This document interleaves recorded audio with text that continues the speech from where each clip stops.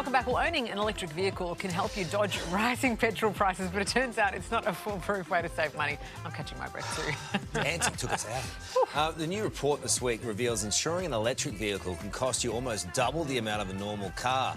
For more, let's bring in money expert Joel Gibson. Joel, good morning to you. These insurance costs, really surprising. Really surprising. I mean, we knew that EV insurance does cost more than petrol and diesel vehicles, but we didn't know that the average uplift is 43% based on dozens of quotes that compare the market on a range of cars this week. Have a look at the average quotes in that middle column. So that Tesla, the average quote was over $3,000. That's quite high.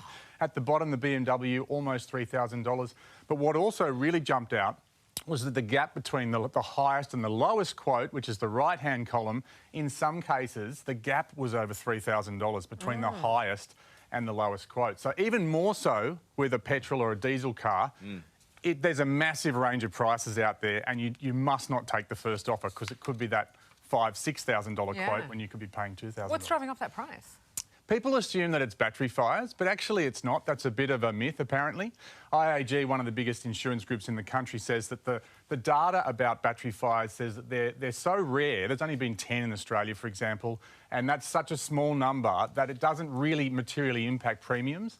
You can see even just worldwide, there's been over 700 battery fires out of 58 million EVs delivered. Right. What actually is driving up the cost is it takes longer for mechanics to do repairs and other work on EVs, partly because they're still learning the process, and also because they're conscious of the risk of electrocution, so they're much more cautious, and so that's adding cost. The process. And that's actually what's causing the higher premium. Also, when Elon Musk was working for Trumpy, they were getting keyed everywhere, weren't they? These cars were getting targeted.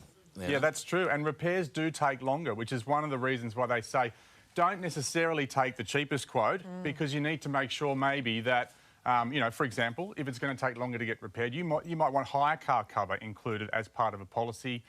You might want to make sure you've got windscreen cover. Some of those things might be important too. So your insurance brokers are saying don't automatically take the cheapest quote. Make sure it has what you need included, but also don't take the first offer, because a lot of dealerships, a lot of car makers will offer you insurance, and sometimes that first quote could be thousands of dollars more than the best quotes on the market. So it is worth looking around. Shopping around is the best way to get that better deal. Absolutely. Otherwise... your comparison websites, such as Compare the Market, which did this research, will compare multiple brands for you. They don't compare the whole market. So you probably also want to go to a couple of those big brand websites. Insurance is different. We've talked about this before. You can't see every insurer on one website still in Australia, unfortunately.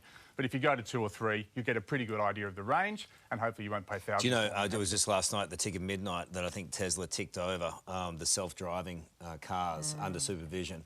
So let's wait and see what happens with that with the insurance. With the insurance on that. Yes. Maybe it'll go down. Yeah, maybe. Thank you, mate.